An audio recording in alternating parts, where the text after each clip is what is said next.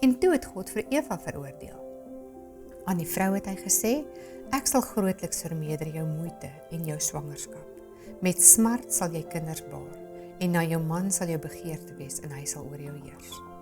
Hierna het God ook vir Adam veroordeel. En aan die mens het hy gesê, omdat jy geluister het na die stem van jou vrou en van die boom geëet het, waarvan ek jou beveel het om nie te eet nie, vervloek is die aarde om jou ontwil. Met moeite sal jy daarvan eet al die dae van jou lewe. Ook sal dit vir jou dorings en distels voortbring en jy sal die plante van die veld eet. In die sweet van jou aangesig sal jy jou brood eet, totdat jy terugkeer na die aarde, want daaruit is jy geneem, want stof is jy, en tot stof sal jy terugkeer. Natuurlik was God nog net so lief vir Adam en Eva, al was hy baie hartseer oor hulle verkeerde keuse. Hy was veral hartseer, omdat hy geweet het wat sy hartseer nagevolge die sonde vir hulle en hulle hele nageslag, insluitend ons, sou veroorsaak.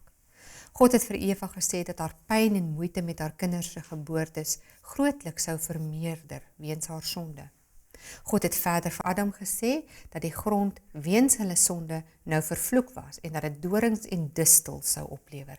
Dit het nie voor die sondeval bestaan nie. Waar Adam se werk voorheen vir hom baie lekker was, sou dit nou baie moeite vereis. Die mensdom sou vir die res van hulle bestaan baie hard moes werk, sodat die grond vir hulle kos kon oplewer. Uiteindelik sou Adam en Eva sterf en hulle liggame sou weer terugkeer tot die stof waaruit hulle gemaak is. Die hele geskape natuur is in wanorde gegooi, want die gevolge van sonde affekteer tot vandag toe steeds die hele skepping.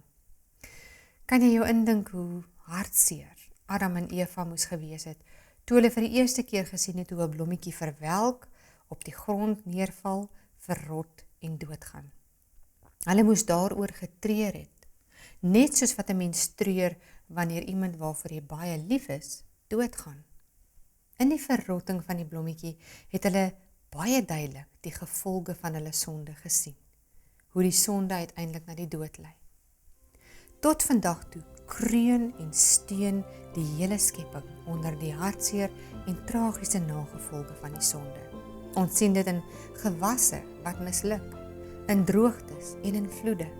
Ons ervaar dit in vreeslike storms en tsunamies wat groot gebiede verwoes en ons sien dit wanneer ons 'n sappige pruim hap, net om 'n wurm binne in te kry wat die pruim reeds bederf het.